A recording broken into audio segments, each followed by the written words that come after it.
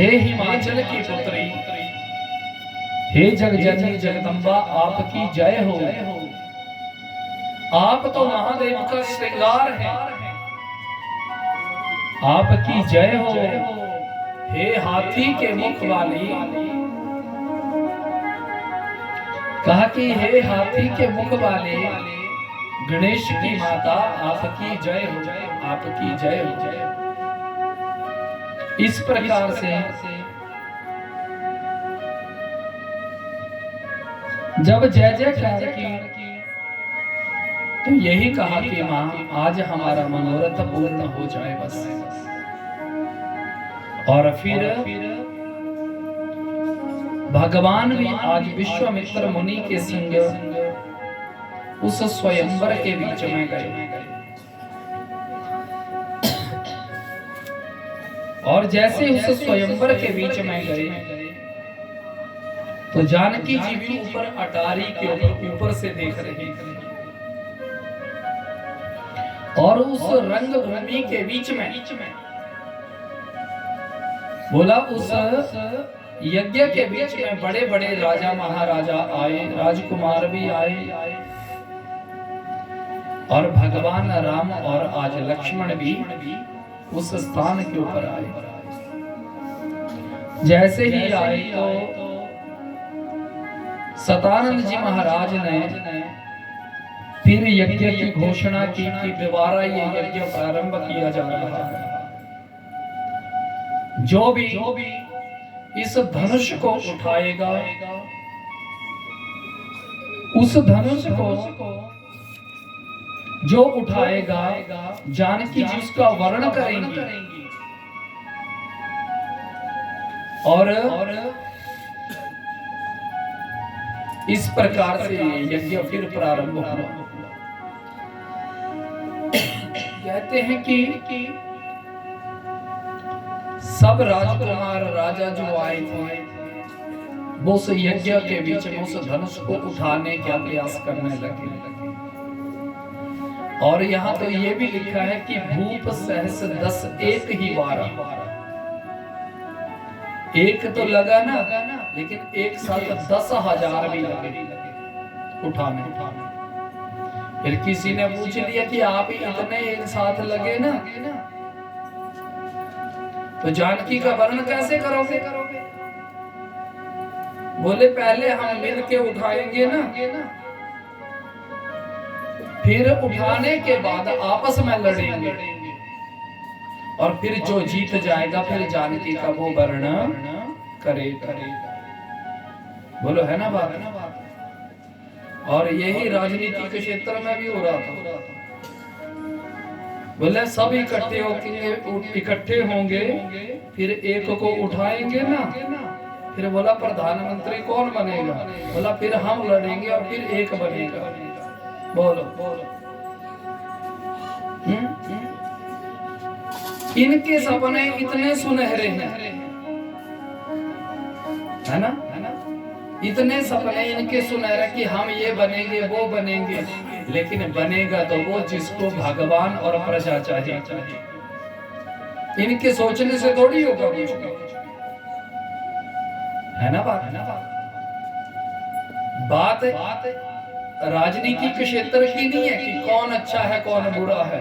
सब अच्छे हैं, सब अच्छे हैं, लेकिन अच्छा वही है जो राष्ट्र के बारे में सोचे। राजा मौज करने की कुर्सी नहीं है, अपनी आयाशियों के लिए राजे नहीं बनते, अपने मतलब के लिए राजा नहीं बना जाता। राष्ट्र सर्वोपरि होता है। बोलो राष्ट्र सर्वोपरि होता है। भक्त सिंह राजगुरु सुखदेव,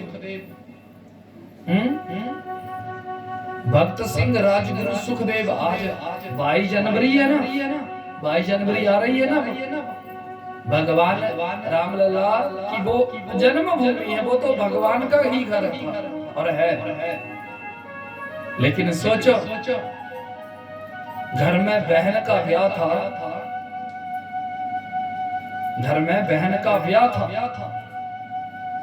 और इस राम दरबार के लिए 2 बच्चे शहीद हो गए, दुबे परिवार के, कलकत्ता से आए थे। बोलो, बहन का ब्याह भी था, लेकिन इस राम मंदिर के लिए वो वहां शहीद हुए। तो देखो यहाँ एक नहीं कईयों ने, जिनको कर सेवादार बोलते हैं, वहां की कर सेवा जिन्होंने अपने हाथ से इस धर्म के लिए सेवा की, अपना रक्त भी बहा दिया था। क्यों? अपने घर को, ये अपने ही तो घर था। देखो ये तो कुछ आता ताई आए, आक्रांता आए, और उन्होंने क्या किया कि तोड़ फोड़ करके, तोड़ मरोड़ करके वो कर दिया। लेकिन ये सोचिए कि राष्ट्र सर्वोपरि है। ऐसे ही धनुष के सीता के लिए भी लड़ने लगे। भूप सहस 10 एक ही बार। और सोचो ये आज की नई बात नहीं है, ये त्रेता 9,25,000 वर्ष पुरानी कथा हो रही है।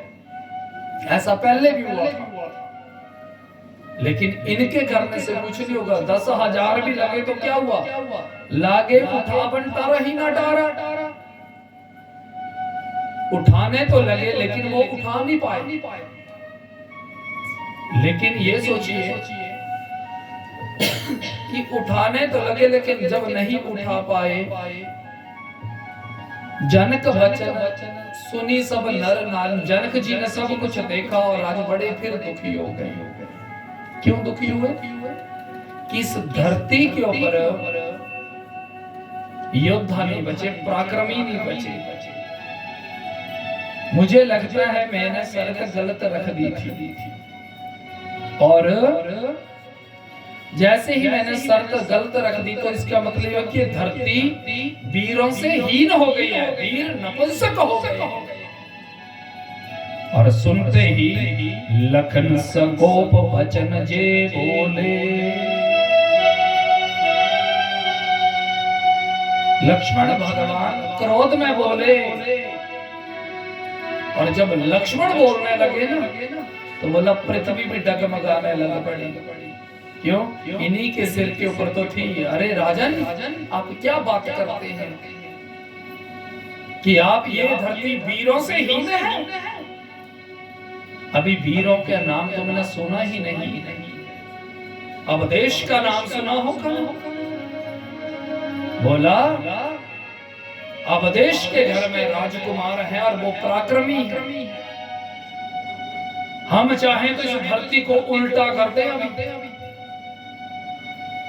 आप क्या बात करते हैं? जैसे ही ये कहा तो भगवान राम ने कहा लक्ष्मण ठहरे, शांति से बात करो, जल्दबाजी में बात नहीं करते। लक्ष्मण चुप हो गए बड़े भाई की बात को सुन के। अब स्वयं विश्वामित्र मुनि ने कहा राम उठा हूं राम बन जाऊं भव चापा। राम सुनो पुत्र, तुम बोलते थे ना मुझे धनुष देखना है। बोले जी गुरुजी, तो देख लो यही है वो धनुष। गुरुजी ने ये थोड़ी बोला उठाना है इसको। क्या बोला? इसको तुम बोलते थे ना देखना है, तो देख लो तुम भी देख लो। जी गुरुजी प्रणाम किया, लेकिन जब चलने लगे तो क्या बोला? राम अगर देख लोगे ना तो इसको छूने का प्रयास करना। जी गुरुजी, और अगर छू लोगे ना तो फिर इसको उठाने का भी प्रयास करना। देखो ये सीढ़ी क्रम वाइज, ये थोड़ी बोला कि जाओ और उठाओ और तोड़ दो ना, पहले देखना यानी इसको प्रणाम करना। देखो कि बोलने का मतलब क्या था? इसको देखना, फिर इसका आदर करना, सम्मान करना। ये महादेव का धनुष है। फिर इसको छूना मतलब प्रणाम करना, फिर इसको प्यार से उठाना। और जब ये उठेगा ना तो फिर जो तुमने करना होगा तो बन जाऊं बाबा चापा, तो फिर तुम इसका ऊपर प्रत्यंचा चढ़ाना, और जो राजा को संताप दुख लगा है उसको भी दूर करना। जाओ मेरे राम सुनि गुरु बचन चरण सिरुनावा। दंडवत प्रणाम किया और फिर गए और जाकर के बोला धनुष को प्रणाम। देखा पहले, और जैसे ही भगवान ने इस धनुष को देखा तो क्या देखा कि जनक भी विस्मय हो गए कि इस धनुष को रावण नहीं उठा पाया। रावण भी आया था इस स्वयंवर में पहले, दोबारा दूसरी टर्न में नहीं आया, वो पहली में आया था। और वहां पर जनक को कहा था उसने उठाने से पहले तू मूर्ख है, तुझे ये भी पता नहीं कि इन हाथों ने, इन बाजुओं ने कैलाश पे महादेव को झूला झूलाया है, तो ये तो धनुष मेरे लिए मामूली है। हाँ? और जैसे ही वो दशानन आया ना, और फिर जब उसने धनुष को उठाना शुरू किया, हम यानी अभिमान मैं, तो बोले महादेव ने कृपा की थी रावण के ऊपर, धनुष उठा था, लेकिन कितना, इतना सा जमीन से ऊपर। जब उठा ना तो और अभिमान आने लगा कि मैंने उठाया। फिर महादेव ने अंगूठे से दबाया, ऐसे लगता है ना अटेंडेंस, हम वैसे ही बोला उन्होंने अंगूठे, महादेव ने अंगूठे का भार दिया। क्यों? क्योंकि भक्त के अंदर अभिमान आया। और फिर अंगुलियां भी फंसा दी बीच में, दब गई ना अंगुलियां, फंस गई ना बीच में। फिर जोर जोर से, अब निकले नहीं, तो जोर जोर से दशानन रोने लगा, और रोया तब नाम पड़ा रावण। दशानन का 10 शीश वाले का नाम क्या पड़ा? रावण। आंख से पानी निकल गया, मेरा टूट जाएंगी, मेरे हाथ फंस गए, बचाओ मुझे। उठाने के लिए नहीं बोला, बोला बचाओ मुझे। तो महादेव ने सोचा चलो इतना ही बहुत है, फर्स्ट एड। हाँ, भगवान का थोड़ी सी भी डोज बहुत होती है। भगवान जैसे अंगूठा हटाया ना, तो एकदम खींचा, फिर दोबारा हाथ नहीं डाला। एक बार बिजली का करंट लग जाए ना छोटा मोटा, तो आदमी 10 बार सोचता है कि दोबारा छूऊं कि नहीं। रावण बोल बाल के बकवास करके, बकवादी वाचाल, बकवास करके वहां से निकल गया। तो पागल है, ये है, वो है, कई कुछ बोला। लेकिन सोचो आज जनक भी विस्मय थे कि ये उठा लेंगे तो बच्चे। और जानकी जी ने ऊपर से गणेश भगवान की वंदना की। गणनायक वरदायक सेवा देवा, आज लागी कीन तू ही सेवा। हे गणेश जी, आपका नाम लेने से तो बाधाएं दूर हो जाती है, तो आप कृपा करना। भगवान ने सोचा चलो गणपति उठाते हैं, तो फिर ठीक है वो उठाए। फिर भगवान ने धनुष को सिर्फ देखा, प्रणाम किया, उठाया नहीं। फिर ब्रह्मा जी के आगे हाथ जोड़े, महादेव के आगे हाथ जोड़े, हे महादेव आप धनुष उठा देना। नारायण सोचने लगे अब ये तो नसीब को बोल रही है, पार्वती को बोली तब भी नहीं, लेकिन अंत में जानकी क्या बोली? तो भगवान सकल पूर्वासी करही मोही रघुबर के दासी। जो परमात्मा सकल उर्वासी, जो कण कण में विराजमान है और कण कण जिनका है, वो ही भगवान, वो ही मुझे इनकी दासी करती है। भगवान ने सोचा अब हमको बोला तो ठीक है उठाते हैं। और जब भगवान ने धनुष उठाया तो कहते हैं कि जब वो धनुष उठाना तो किसी ने नहीं देखा, और जब देखा ना तो क्या देखा कि धनुष के 2 टुकड़े होकर के वहां गिरा है धनुष। ये कैसे हुआ, क्यों नहीं दिखा? बोले जब भगवान ने उठाना प्रारंभ किया था ना, कैसे? अब भगवान तो छोटे थे, धनुष बड़ा भी था, तो भगवान ने एक तरफ से पैर लगाया, और जब पैर के अंगूठे से ऐसे देखो ऐसे किया ना, तो ये तरफ उठना शुरू हो गई, दबाया ना, ये उठना शुरू हुआ, और हाथ डाल दिया भगवान ने। जब नीचे से धरती ने जब इस धनुष को छोड़ा ना, तो आकाश में से बिजली चमकी, और जैसे ही बिजली कटकटाई, तो बिजली की वो प्रकाश जब धरती के ऊपर पड़ा ना, तो आंखें बंद हो गई सबकी। और जब आंख खुली ना दोबारा, तो देखा तो धनुष टूट के गिरा था। कब उठाया, कैसे टूटा, ये किसी ने नहीं देखा, बस ये देखा कि धनुष टूट गया है। और फिर सब ने जय जयकार की, और कहते हैं कि प्रभु दऊ चाप खंड पुरी डारे, बोला धनुष एक तरफ को पड़ा था, और चतुर सखियां लाठी कहा बुझाई। वो चतुर सखियां जो सीता मैया के पास थी, और सुबह से बोल रही थी, हे माँ आप जानकी को आज मनोरथ पूर्ण कर देना। ऐसे ही बोला, जैसे ही बोला, सीता मैया आई और सखियां आई, हाथ में वरमाला लाई, और जैसे ही वरमाला लाई, तो कहते हैं कि जानकी जी ने राम जी के गले में माला डाली, जय माला। लेकिन जब माला डालने लगी ना, तो क्या हुआ? बोला जानकी तो छोटी थी और राम जी बड़े थे, तो हाथ नहीं पहुंच रहे थे। तो लक्ष्मण जी ने कृपा की थी कि माँ को अपनी पीठ पे बैठ गए, और पीठ पे चढ़ाया, और फिर राम जी के गले में माला डाली। देखो लक्ष्मण ऐसे, और फिर जय माला हुई। तो कहा कि इसके बाद फिर कहते हैं कि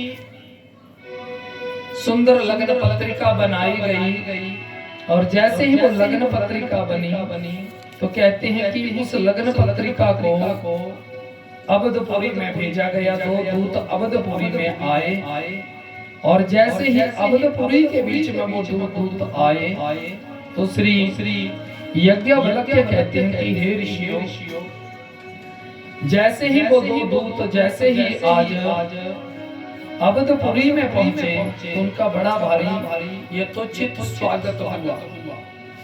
क्योंकि दूत का स्वागत कैसा होता है? जैसे राजा का होता है, समझे ना? कितना भी बैर हो ना देश से, लेकिन दूत को नहीं आप मार सकते। जैसे दिल्ली है ना, तो यहाँ हर कंट्री की एम्बेसी है, हर दूत बैठा है ना हर कंट्री का, और दूत के ऊपर हमला हो जाए ना, तो समझना देश के ऊपर हमला हो गया। समझे ना बात? राम दूत अतुलित बल धामा, राम के दूत बन के कौन गए? हनुमान जी। लेकिन वहां बोला भविष्य ने कि दूत को मारना मतलब राजा को मारना है, दूत को मत मारना। ऐसे ही बोला। वहां से जब दो दूत आए, तो उनका मान सम्मान इतना हुआ जैसे कोई राजा आया। पहुंचे दूत रामपुर पावन, अयोध्या में आए, और श्री अतिथि कक्ष में उनको ठहराया गया, और उनसे मिलने के लिए दशरथ आए। जैसे ही दशरथ आए, तो दशरथ जी महाराज ने पूछा, महाराज आपका आगमन कहां से हुआ? बोले महाराज हम मिथिला नगरी से आए हैं। मिथिला यानी जनकपुरी से। अच्छा, बोलिए सेवा।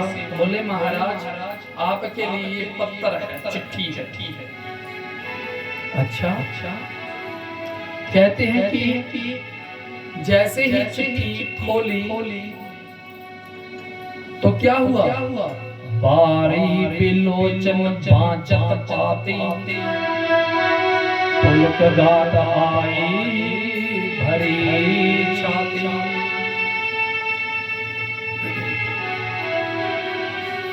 बोले जैसे ही दूतों ने वो चिट्ठी दी और राजा दशरथ पढ़ने लगे तो वो चिट्ठी पीछे रख दी, दूर कर दी कदम से। ऐसा क्यों हुआ? क्योंकि आंखों में पानी आ गया, और पानी आ गया तो राजा ने सोचा कहीं मेरी आंख का पानी शब्दों के ऊपर ना गिर जाए, और शब्दों के ऊपर गिर गया तो शब्द मिट जाएंगे, तो फिर मैं चिट्ठी पढ़ नहीं पाऊंगा, इसलिए पीछे कर दी। और मानो रो पड़े आज। क्यों? क्योंकि उस समय राम लखन की बात थी, राम और लक्ष्मण की बात थी, और आज इतने दिनों बाद मानो राम और लक्ष्मण की बात सुनी। इतने दिनों थे ना गए, आज ही तो आए, आज थोड़ी, आज तो सुविधा है, टेलीफोन है, लेकिन उस समय थोड़ी थे फोन, ये तो चिट्ठी। बोलो पहले होता, आज सबसे ज्यादा कड़ा क्यों है? आज सबसे ज्यादा क्लेश क्यों है? ये जो गांधी चौक है ना, वहां पर दो ही मुकदमे हैं, एक जमीन का और दूसरा तलाक का, बाकी तीसरे नहीं है। क्यों? क्योंकि शांति है ना यहाँ, बाकी तो। और ये क्लेश का कारण क्या है? ये क्लेश का कारण क्या है? ये जो बड़ी भारी टेक्नोलॉजी आ गई ना, पूरी एकदम से घर में छींक किसको आई, फोन पे बताना। बोलो आज मामी ने ना छिक्का नहीं लाई करी है, छिक्का तो सियाल लगी रहा है और लगड़ियां नहीं। बोल लेकिन कारण हर घर की बात बाहर बतानी। लड़ाई पहले भी होते थे क्लेश घरों में, लेकिन त्याड़ियों जो चिट्ठी पूजनी त्याड़ियों सुना भी हुई। बोलो है कि नहीं? कहने होता वहां होना कि नहीं होना, मैं तो जहर खाना, मैं तो मरी जाना, मुझे तो देख लाया लोट जो नहीं भेजे। फिर वो बेचारा नौकरी करेगा कि घर देखेगा? बोलो है ना बात। लेकिन जब चिट्ठी थी ना, फिर चिट्ठी जब जाती थी ये भी नहीं पता कि पूजी दी थी कि नहीं। चिट्ठी ना कोई संदेश, जाने तुम कौन सा देश जहां चले गए। दूसरी चिट्ठी चले क्या पहले आपको पत्र लिखा था, उसका तो आपने पता ही नहीं दिया। पता नहीं कौन सा मुल्क में पड़ी थी चिट्ठी। तो सोचिए चिट्ठी आज जाएगी तो 2-2, 4-4 महीने भी लग जाते थे पहुंचने में, और आज तो 2 सेकंड बहुत है। और जब ज्यादा तेजी है ना, तो हर काम की तो तेजी है। घर बनाने की भी तेजी है, घरों को उजाड़ने की भी तेजी है ना। आधी दुनिया तो ये मेंटली डिस्टर्ब है। किस कारण? बोलो ये छोटे छोटे बच्चे हैं ना, देखना पे कितने रोंदे पे आ गए मोबाइल ना, जो इतने माँ मर गई, बाप मर गए, तब नहीं रोएंगे ये। इतने जो मोबाइल ना जो रोवा दे है कि नहीं है? बोलो। और माताएं भी खुश, मोबाइल दे दिया, बच्चा लगा कर से अपने लगी थी। बोलो है ना बात। कोई होश नहीं, बच्चा किधर है, काम क्या बोल रहे हैं, हाँ क्या बोल रहे थे, है पागल होंगे, क्या बोल रहे थे, वो तो आप बंदा बोल भी बैठी क्या बोल रहे थे, तो हाँ सब मैंने मेरा ध्यान नहीं था। ये चीजें हैं जो दिमाग को खाली कर देंगी, है ना। विज्ञान ही बोलती है ना, आने वाले 20 साल में हर घर में एक पागल होगा। और पागल क्यों होगा? पागल पता क्यों होगा? जब माता पिता ही मेंटल डिस्टर्ब हैं तो औलाद भी वैसी नहीं होगी। माता पिता अगर दिमाग के कमजोर है ना, तो औलाद भी कमजोर ही होती है। ये पक्की बात होगी। देखो इससे तो अच्छा था, बोलो ये जो बोल रहे हैं ना, सरकारें अग्निवीर कड़ी थे खरा कित्या हूं तो 18 साल नौकरी में नहीं होनी ना थे। हाँ तो 3 साल तो फिट ही रहना, क्योंकि 1 साल फौजा रगड़ा लगना ना पूरा प्रॉपर, 2 साल औखे सौखे नहीं गड्डी लेने। हुण 18 साल लगे थे, पागल थोड़ी रखने मोबाइल लाने, ये ठीक है। मैं तो वो तो सबको यही, सरकारी क्षेत्र में 10-10 साल नौकरी बहुत है, जाओ और घर जाओ, फिर अपना अपना करो खेती बाड़ी जाके, नहीं जो बची जंगे हैं अमर से ला लेने पैसे थोड़ा सा मांग लो। तो इसलिए देखो कहा दूतों को अपने पास बिठा लिया, और जब पास बिठाया तब निपदूत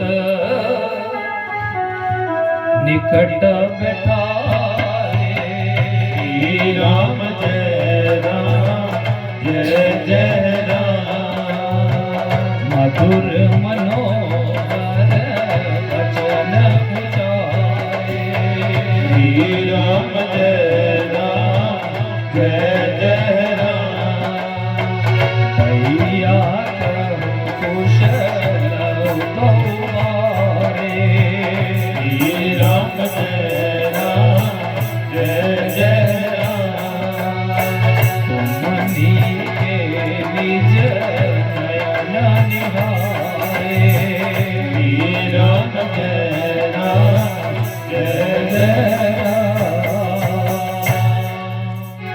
जब उस चिट्ठी को सुनने लगे ना, तो 2 बातें होने लगी, कभी रोते हैं कभी हंसते हैं राजा। राम लखन उड़कर बाच बर चिट्ठी रही गए, कहत ना खट्टी मीठी। बोला वहां पर खट्टी मीठी बातें थी। बोला खट्टी मीठी बातें क्या थी? बोला जब से अयोध्या से गए थे पूरी बात लिखी थी महाराज, जैसे ही हम ताटक वन में गए तो ताड़क आ गई, ये बात खट्टी है, राक्षसी आई फिर, लेकिन आपके बच्चों ने उसको मार दिया, ये बात मिट्टी हो गई।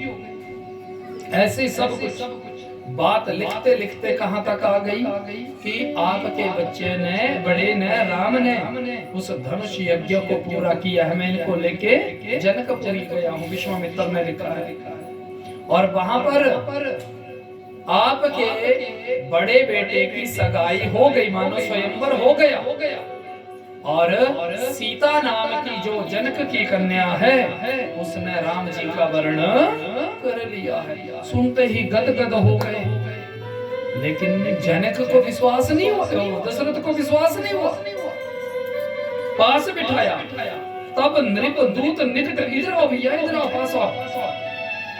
आ गए पास। हाँ जी बोलो, ये हमारे बच्चों की बात है? बोले हाँ जी। बोला ये बताओ तुमने हमारे बच्चे देखे? जी महाराज। सुन सुनाई बात नहीं पूछ रहा हूँ। बोला ये बताओ अपने नैन अपनी आंखों से देखे तुमने? हाँ जी महाराज। बोले तो बताओ उनका रंग कैसी?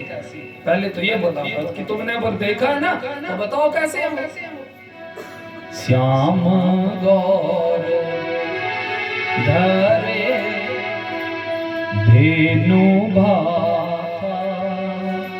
बोले महाराज एक सांवले रंग का है और एक गौर रंग का है, और हाथ में उनके धनुष है, और तरकश में बाण पड़े हैं, किशोर अवस्था है, और विश्वामित्र मुनि उनके संग है। अब विश्वास हो गया, इसका मतलब दूतों ने मेरे राम को देखा है। अच्छा, तो बोले महाराज जनक जी ने आपको हाथ जोड़े हैं कि आप बारात लेकर के आइए। और जैसे ही कहते हैं कि बारात की बात आई तो आज गदगद हो गए, और फिर जैसे ही बारात की बात आई तो गदगद हो गए। तीनों रानियों से कहा कौशल्य बारात को चलाने की तैयारी करवाओ। कहा कि स्वर्ण आभूषण, रजत आभूषण, हीरा पुखराज पन्ना, यानी ये सब श्रृंगार की सामग्रियां, बहू के लिए वस्त्र इत्यादि बड़े बड़े रथ में हाथी घोड़ों के ऊपर लाद दिए गए। और आज वहां से राम जी की बारात निकली और कहते हैं कि बारात जब चली ना, अयोध्या के लोग थे ना उसमें, लेकिन इसमें देवता भी आ गए, देवता रूप बदल के चलने लगे। अयोध्या के लोग पूछने लगे भैया आप कहां से? अब गांव के पूछे लगे तो आप कुछ थे प्राणे दसा कि यारे ग्यारे न तो ग्यारे सब लद्दे कोई लई थोड़ी चलनी, ये भी पूछेंगे ना कहां से। तो जो गांव के थे अवधपुरी के लोग थे, उन्होंने पूछा भैया आप कहां से? देवता क्या बोले? हम भी यहीं से। बोले कि आप अभी बारात में? बोले हम बारात में नहीं। बोले तो? बोले हम सामग्री उठाने वाले। क्या मतलब? कि ट्रक पेटी जो भी उठाते लेके जाते हैं हम, वो यानी देवता सामान ले उठाने के लिए चले कि चलो इस बहाने ही से चलते हैं। भगवान नारायण का ब्याह है। और कुल मिला के जब बारात चली ना, तो कितनी बारात हुई? 1,64,000 बाराती हुई। इतनी बड़ी बारात हुई।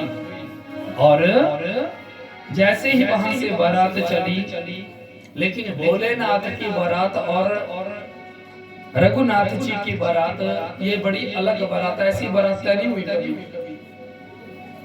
बोले जब भोलेनाथ चले थे ब्याहने तो भूत प्रेत संग थे ना, लेकिन जब राम ब्याहने चले तो राम की बारात थी, राम थे ही नहीं। बोलो राम जी तो उधर थे, कहाँ? जनकपुरी में। और वहां पर सुंदर भगवान के लिए हार वस्त्र और धनुषा वाला मेरा राम दूल्हा बन के आया जी। धनुषा वाला मेरा राम दूल्हा बन के आया जी। धनुषा वाला मेरा राम दूल्हा बन के आया जी।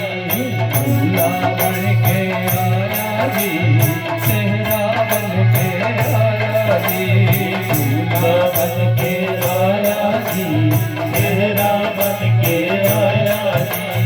बाणा वाला मेरा राम दूल्हा बन के आया जी। बाणा वाला मेरा राम दूल्हा बन के आया जी। बाणा वाला मेरा राम दूल्हा बन के आया जी।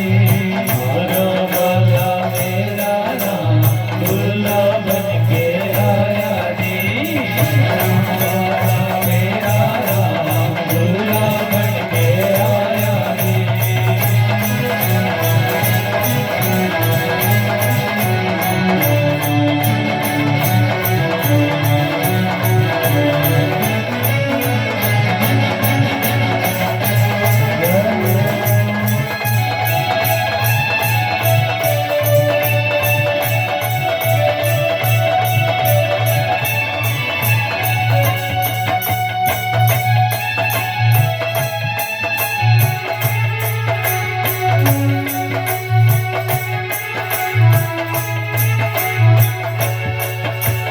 ऋषि मुनि भी दर्शन पावे, ऋषि मुनि भी नाचे गाए। ऋषि मुनि भी दर्शन पावे, ऋषि मुनि भी नाचे गाए। ऋषि मुनि भी दर्शन पाए, ऋषि मुनि भी नाचे गाए। ऋषि मुनि भी दर्शन पाए, ऋषि मुनि भी नाचे गाए। हो गया बेड़ा पार, दूल्हा बन के आया जी। हो गया बेड़ा पार, दूल्हा बन के आया जी। धनुषा वाला मेरा राम दूल्हा बन के आया जी। धनुषा वाला मेरा राम दूल्हा बन के आया जी। दूल्हा बन के आया जी, सेहरा बन के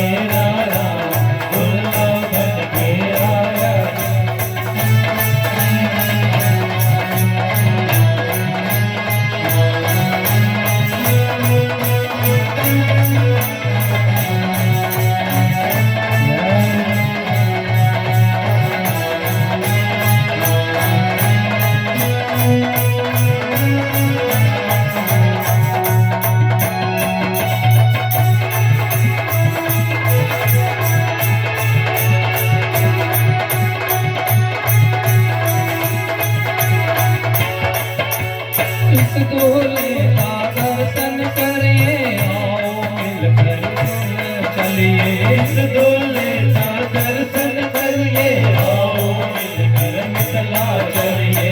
इस दूल्हे का दर्शन करिए, आओ मिलकर मथुरा चलिए।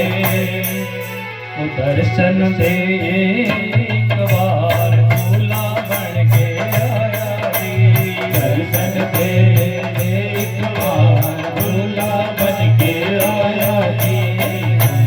वाला मेरा राम दूल्हा बन के आया जी।